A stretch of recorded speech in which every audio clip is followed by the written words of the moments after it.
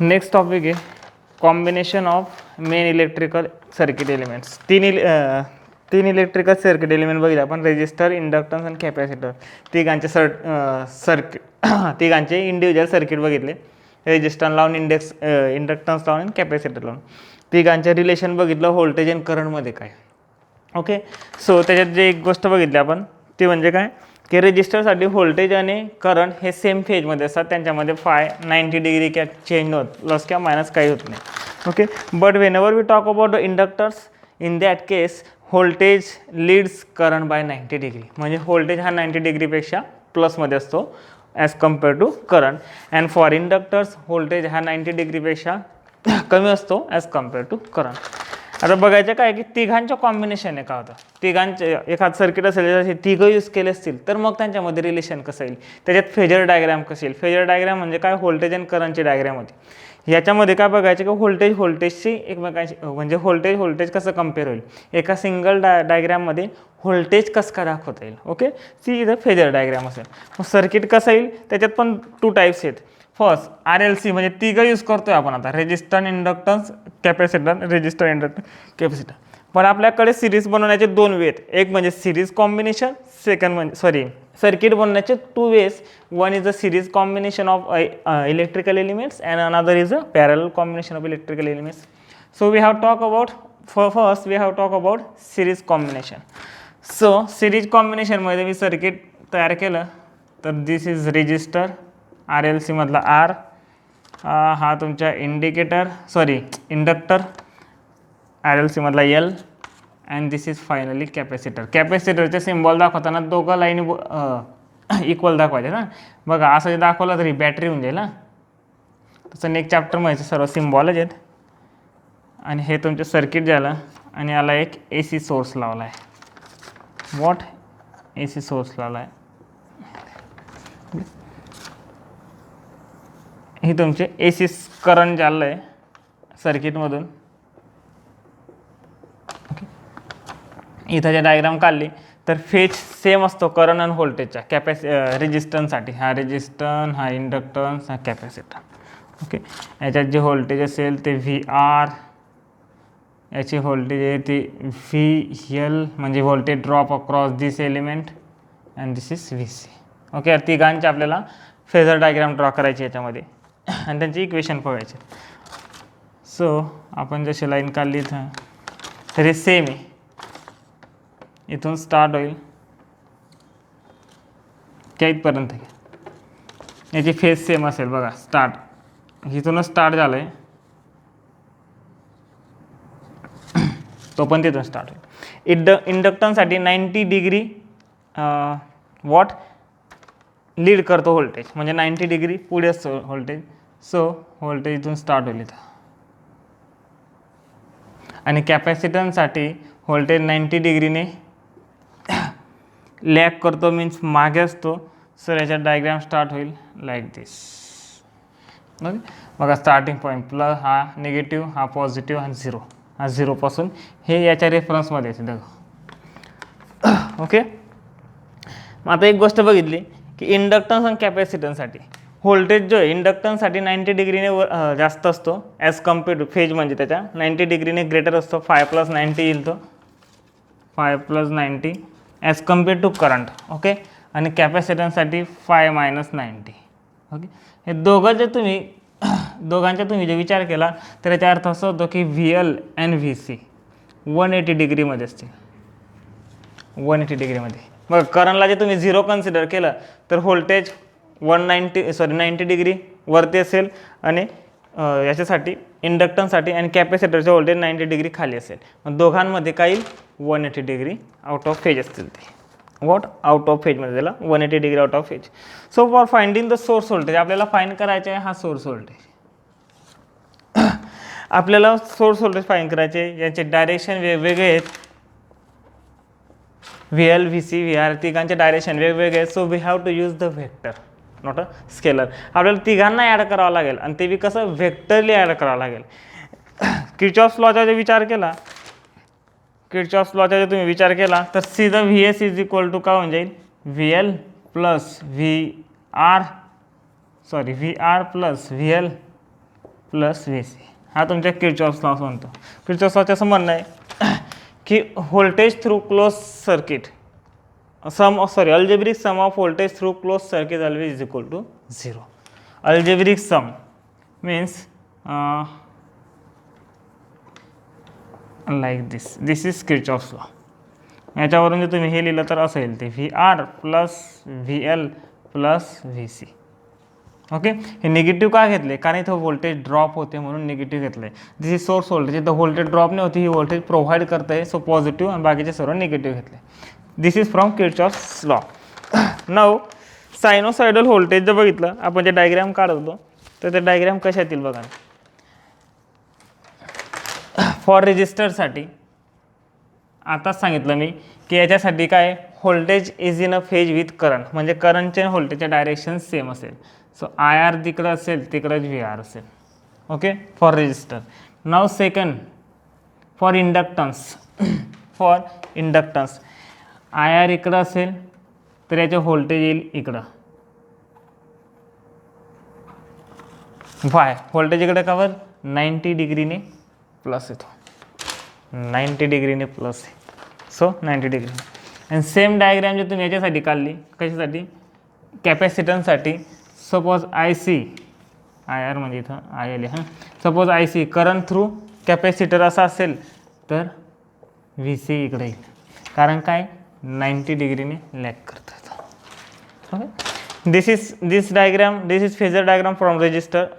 This is phasor diagram for inductance. This is phasor diagram for obviously capacitor. Separate घेतला तर आता मला single phasor diagram काढायची. इथं मला VS फाईन करायची आणि त्यासाठी मी सिंगल फेजर डायग्राम काढायची. ती कशी काढतं तर बघा, ॲज कम्पेअर टू करंट काढायची. समजा IR इकडं असेल, ॲज कम्पेअर टू करंट घेतो आहे मी. त्याला आता आपण IR न घेता कॅपिटल I दाखवू, कॉमन करंट घेऊ.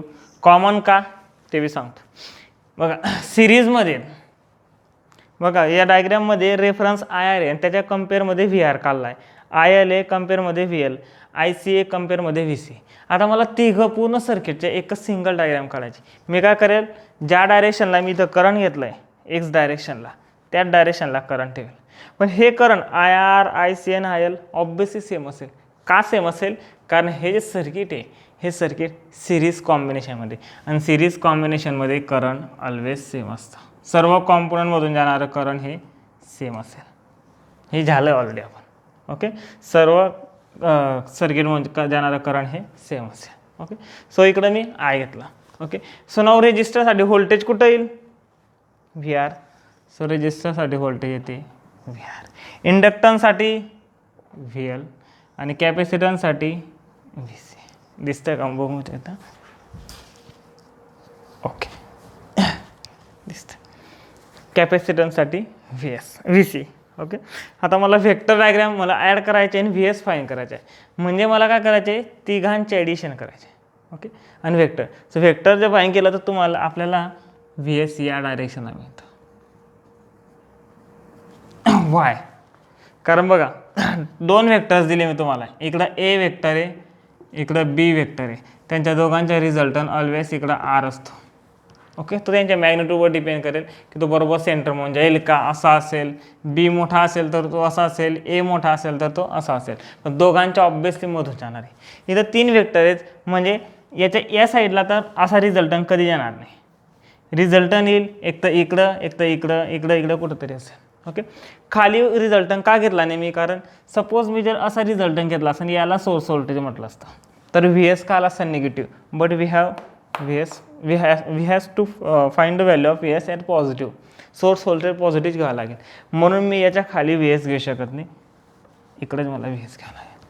ओके, आता VC आणि VL बघितलं, थोड्या वेळेसाठी VRला साईडला ठेवून देऊ हां, आणि VS पण नाही. समजा VL आणि VC बघितलं तर ते 180 डिग्रीमध्ये. हा बघा आहे, हा किती अँगल आहे? 180 डिग्री. ओके, दोघांच्या रिझल्टंट काढायचे असेल तर फ्रॉम अकॉर्डिंग टू व्हेक्टर, तर या दोघांच्या रिझल्टंट येईल इकडे लिहितो मी VL मायनस VC. दोघांचे रिझल्टंट काय येईल? VL minus VC. दोन व्हेक्टर अगर अपोजिट डायरेक्शनला असतील तर त्यांचे रिझल्टंट म्हणजे addition of two vectors, summation of two vectors. दोन व्हेक्टर जे अपोजिट डायरेक्शनला असेल तर त्यांचे समेशन ऑलवेज राईट लाईक दिस. एक मायनस घेतो आपण, एकाच्या डायरेक्शन अपोजिट घेतले, खाली डाऊनवर्ड डायरेक्शन आहे म्हणून मी त्याला मायनस घेतलं. हा रिझल्टन असेल. मग याच्या रिझल्टन हा रिझल्टन प्लस दिस, त्यावेळेस आपल्याला तिघांच्या प्लस मिळेल. ओके, दिस प्लस दिस. सो हा तुम्ही आपण इकडं व्ही एस लिहून घेऊ. इकडं हा जो व्ही एस आहे हा कोणाचा रिझल्टन आहे, टोटल याच्या रिझल्टन. बघा दिस इज व्ही आर. ओके, आणि हा एवढा 1 मिनिट,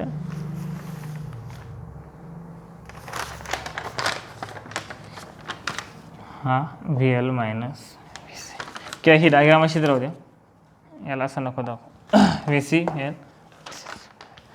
व्ही एस. आता याला इकडं 1 minute, second diagram same equal, तर ती डायग्राम आहे, दुसरं काहीच नाही.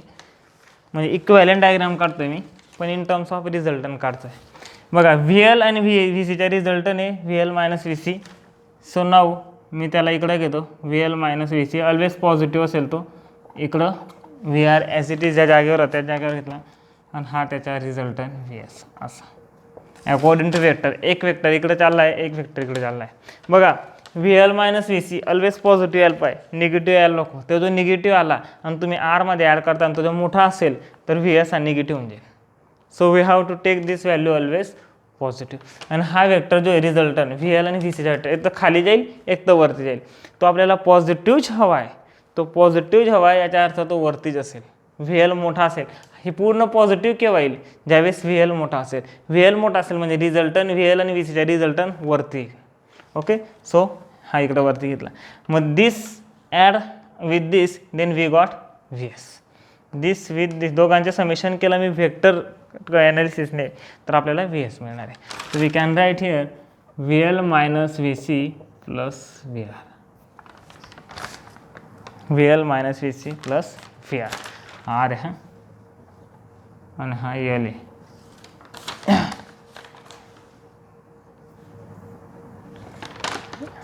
हा आपला रिझल्ट आहे. नऊ मी ज्याला अशी लाईन जॉईन केली, तर हा काय आहे V L minus V C, this same. Okay, हा काय खाली व्ही आर, हा तुमच्या as it angle suppose theta घेऊन घेऊ, आणि हा तुमच्या 90 डिग्री. ट्रायंगल झाला, right angle triangle. So we can use Pythagoras, and according to Pythagoras याच्या square is equal to what, square पण काढून घेऊ, डायरेक्टली लिहून घेऊ, V R square plus V L minus V C square. Okay, कुठून आलं आहे Pythagoras. Base square plus height square is equal to hypotenuse square, square of the hypotenuse.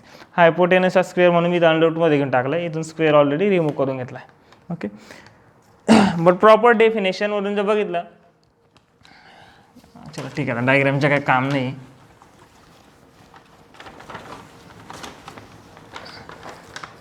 Proper definition जर बघितली तर voltage through resistor is equal to I R sine omega T plus 0 हे येतं. This is equal to obviously I R, I dot R.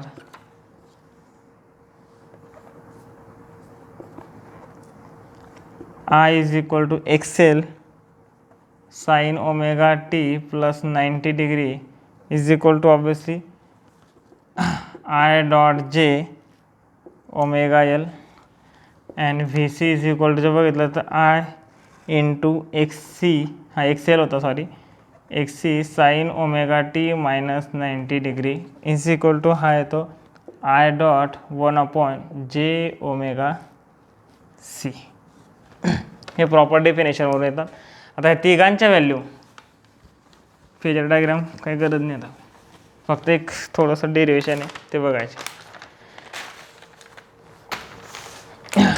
आता या तिघांच्या value या फॉर्म्युल्यात पुट केलं, then we got V S is equal to what,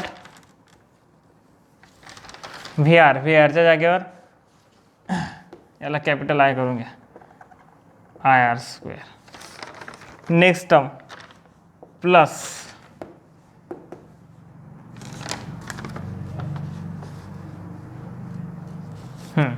this is 1 XL, I XL square आहे, नाही ब्रॅकेट स्क्वेअर आहे XC स्क्वेअर. काय केलं मी ह्या तिघं व्हॅल्यू पुट केल्या. हां this is equal to 1, this is equal to 1, this is equal to 1. So finally I common येईल आणि ब्रॅकेटमध्ये काय राहील R square plus XL minus XCचा स्क्वेअर. ओके आणि दिस नथिंग बट झेड म्हणजे ही ब्रॅकेटमध्ये जी टर्म आहे ही तिथं येईल आणि झेडमध्ये तो impedance of circuit. Impedance of circuit. आता एक लक्षात ठेवा इम्पिडन्स वर्डला एवढं घाबरू नका. Impedance means resistor, just simple resistor. पण इम्पिडन्स वर्ड काय यूज करतात बिकॉज इम्पिडन्स मीन्स रेजिस्टन्स पण which resistance which create or which develop inside the circuit. सर्किटच्या मध्ये तुम्हाला असा एक्सटर्नल रेजिस्टन्स नाही लावला आहे तुम्ही सर्किटमध्ये, एक्सटर्नल रेजिस्टन्स नाही दिसणार तुम्हाला, पण सर्किटचे जे कॉम्पोनंट आहे कॅपॅसिटर ते थोडंसं करंटला अपोज करतात. करंटला अपोज करणं म्हणजे रेजिस्टन्स तयार करतात. पूर्ण सर्किटमध्ये जेवढे एलिमेंट आहेत थोडं मिळून थोडं अपोज करतात, एक मग रेजिस्टन्स तयार होतो. ओके तो रेजिस्टन्स म्हणजे त्याला म्हणतात impedance. Okay so amplitude source voltage is directly proportional to the amplitude of current. बघा सोर्स व्होल्टेजचे ॲम्प्लिट्यूड आणि करंटचे ॲम्प्लिट्यूड हे डायरेक्टली प्रोपोर्शनली इथून प्रूफ होतं. नाव सेकंड पॅरलल RLC. याच्यात पण सेम आहे. याच्यात फक्त एवढंच आहे की पॅरलल असल्यामुळे इथं करंट कॉमन नसेल, करंट वेगवेगळ्या व्हॅल्यू असतील करंटच्या. प्रत्येक एलिमेंट म्हणून जाणारे करंट जे असेल ते वेगळं असेल and this is equal to current through source voltage, summation of current through source voltage. Next जर बघितलं नाव दिस याच्यात काय असेल पॅरलली तिघं एलिमेंट जे कनेक्ट केले ते पॅरलल सर्किट पॅरलली कनेक्टेड असतील. मीन्स हा सोर्स व्होल्टेज, हा तुमचा रेजिस्टर, पुढे गेले तुम्ही हा तुमचा सॉरी आधी इंडक्टर घेतला ना आपण, हा तुमचा इंडक्टर आणि फायनली कॅपॅसिटर. बघा एकमेकांच्या पॅरललमध्ये ॲड केले. Okay this is VR, this is VL, this is VC. Current सर्वांचे डिफरंट असेल. हे जे करंट असेल त्याला काय इथं व्होल्टेज जे घेतले VS plus minus 1. Okay current through this सोर्समधून जाणारं करंट, हे रेजिस्टरमधून जाणारं करंट, हे इंडक्टन्समधून जाणारं करंट, हे कॅपॅसिटरमधून जाणारं करंट. ऑलवेज इथे एक गोष्ट असेल source voltage is equal to what resistor voltage drop across resistor is equal to voltage drop across inductors is equal to voltage drop across capacitor. आधी सांगितलं आहे मी ज्यावेळेस पॅरललमध्ये सर्किट असतील एलिमेंट जॉईन केले असतील तर त्यांच्या क्रॉसचे जे व्होल्टेज हे इक्वल असतं. ओके तिथं काय होतं VS is equal to voltage cross this plus voltage cross this plus voltage cross this. Okay इथं तसं नाही, इथं करंट आहे सोर्समधून करंट येणार आहे this plus current through this plus current through this plus current through this. For solving this we can use the phasor diagram. आता याच्यासाठी phasor diagram काढून डायरेक्ट घेतले इथं त्यावेळेस सारखा डिफरंट वेगवेगळ्या डायग्रामने काढले आहेत. इथं डायरेक्ट फेजर डायग्राम घेतलेली. आता बघा त्यावेळेस आपण करंटला रेफरन्स कन्सिडर करायचो आणि व्होल्टेज बघायचो 90 डिग्री इकडं व्होल्टेज इकडं. आता व्होल्टेजला रेफरन्स करणार आहे कारण काय व्होल्टेज सेम आहे सर्व ठिकाणी म्हणून मी त्याला रेफरन्स करेल. रेजिस्टरसाठी व्होल्टेज आणि करंट सेम फेजमध्ये होते सो रेजिस्टरमधून जाणारं करंट ह्या डायरेक्शनला असतं. इंडक्टन्ससाठी 90 डिग्री प्लसमध्ये होतं व्होल्टेज. ओके सो इथं व्होल्टेज आहे तर याचं करंट किती येईल 90 डिग्री प्लस. तर आता इंडक्टन्सचं करंट येईल खाली, त्यावेळेस इंडक्टन्सची व्होल्टेज वरती यायचे इथं खाली करंट येईल आणि कॅपॅसिटन्सचं करंट 90 डिग्री व्होल्टेज मागे होतं सॉरी व्होल्टेज 90 डिग्रीने मागे होतं तर आता व्होल्टेजच्या कम्पेअरमध्ये करंट वरती पुढे असेल 90 डिग्रीने करंट सॉरी पुढे असेल. नाव याच्या रिझल्टन सो याच्या रिझल्टन येईल like this. Okay always be negative. What always be negative. याची कॉमन डायग्राम जे काढली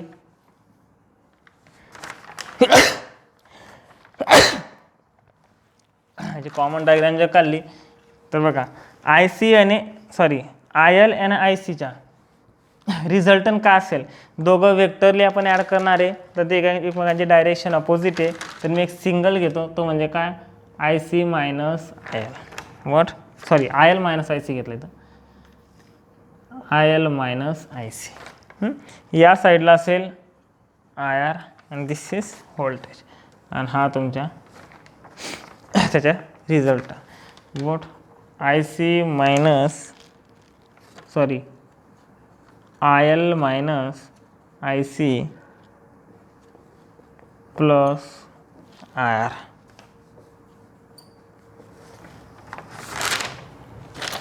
हे तुमची फेजर डायग्राम असेल. Okay, by triangle law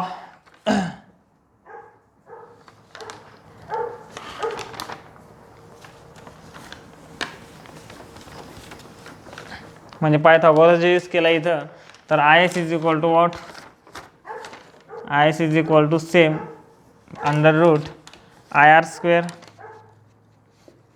plus बघा हा तुमच्या इथं सॉरी हा तुमच्या 90 degree. Okay, hypotenuse I S is equal to G square plus G square, हा तुमच्या काय आय आर, आणि ही काय कोणती साईड आहे, ही जी साईड आहे ती म्हणजे ही, so I L minus I C G square plus G square, so I L minus I C square. Basic definition use केली तर आय आरची व्हॅल्यू ते V upon resistance square plus I एलसाठी व्ही अपॉन एक्स एल, इकडे तर V upon X C square. V जे common घेतला मी तर हा तुमचा व्ही बाहेर येऊन जाईल, कॅश ॲज इट इज राहू द्या.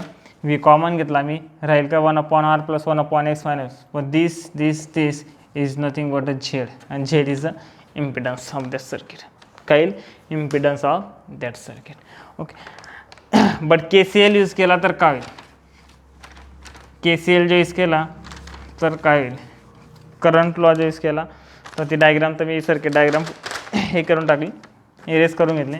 तर करंट लॉ जो यूज केला तर I S minus what I R minus I C minus I L is equal to 0, किंवा मग directly I S is equal to what I R plus I C plus I L. I R काय, so V upon R येईल तो current through resistor.